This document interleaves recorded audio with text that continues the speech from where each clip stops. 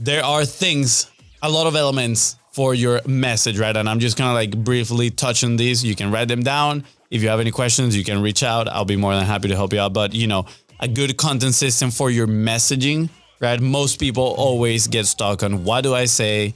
How do I say it?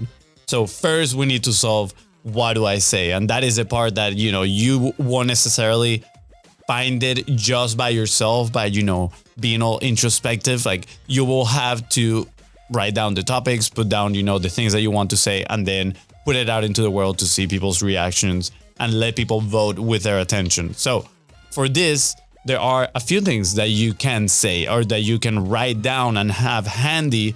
So when you decide to create content, you don't get stuck thinking, what do I say now? But you go to this list and you can pick a few and create a good piece of content. All right. Number one is stories, right? Because stories drive emotion. They can be your stories. They can be other people's stories. They can be, whatever, analogies, metaphors. But stories usually drive emotions and they're great to highlight points and teach people stuff. 2, data. Do you have data about the topic that you are covering, right? About, the problems, solutions that you have. Data is going to appeal to the logical mind of people because you might appeal to them emotionally, but then they say, I'm motivated, but how do I know if this thing actually is going to work for me? And then they see some data, like these people, like 50% of, I don't know, households, they eat sandwiches at noon. And you're like, wow, I do eat sandwiches at noon too, and that data convinces you somehow.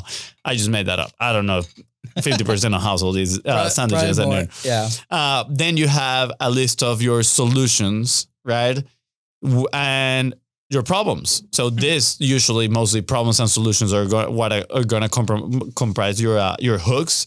But on problems, when you're researching, you are looking at a lot of like, what are the problems that my people have? And then obviously the solutions, usually your products. This one is one of them, right? The publishing pyramid is a solution that came from the topics that we were talking about and the problems that we discovered.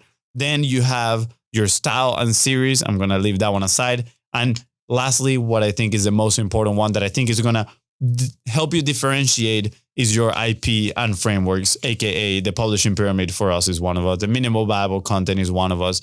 Your IP and frameworks is what's going to differentiate you from other people. And in here on the worksheet, you're going to see the 3 pieces of differentiation: product, process, and personality.